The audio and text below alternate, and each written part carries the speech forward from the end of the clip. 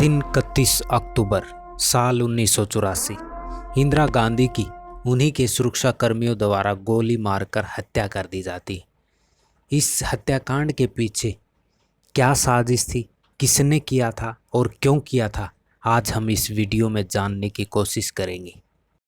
क्या आपको भी लगता है कि ये सब ऐसे ही हो गया था? जी नहीं, इसके पीछे जो कारण बताया जाता है वो है बदला। ये दोनों ही सिख सिक्योरिटी गार्डों ने 1984 का बदला लेने के लिए इंदिरा गांधी को गोलियों से छन्नी किया था। 1984 में हुई पंजाब में हिंसा और ऑपरेशन ब्लू स्टार के बाद कहीं न कहीं इंदिरा गांधी को भी ये अंदेशा हो गया था कि अब उनकी जान को खतरा है। इसी वजह से उन्होंने 30 अक्टूबर को यानी कि मृत्यु के एक दिन पहले उड़ीसा में जब वो भुवनेश्वर में जनसभा को संबोधित कर रही थी तो उन्होंने कहा था, मैं आज जिंदा हूँ, शायद कल नहीं रहूँगी।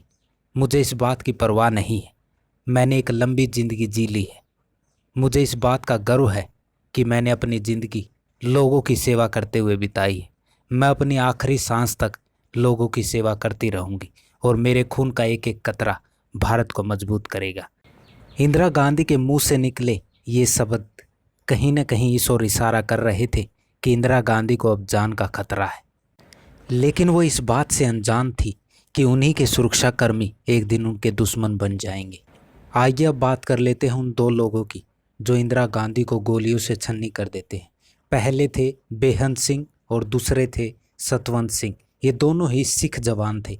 फायरिंग के दौरान एक की मौत हो जाती है और दूसरे को इलाज के बाद जेल में ठूस दिया जाता है।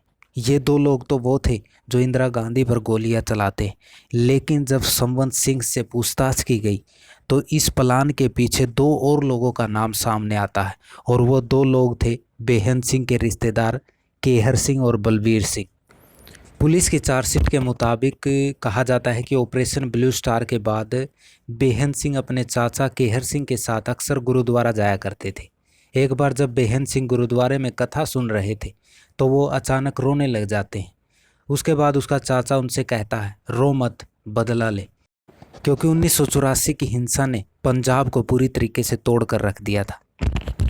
फिर आगे कहा गया कि चाचा की ये बात सुनकर बेहन सिंह ने इंदिरा गांधी की हत्या का ख्याल उसी दिन बना लिया था। बताया जाता है कि पहले ये प्लान चाचा और भतीजे के बीच में ही था, लेकिन बाद में बलबीर सिंह भी इस प्लान में शामिल हो जाता है और उसके बाद कहा जाता है कि सितंबर महीने में कुछ ऐसा घटता है कि उनके इरादे और मजबूत हो जाते हैं। दरअसल पीएम आवास में एक तैनात बलबीर सिंह को एक बाज दिखता है और उसने जैसे ही ये बाज को देखा तुरंत बेहन सिंह को बुलाया और बाज की तरफ इशारा किया।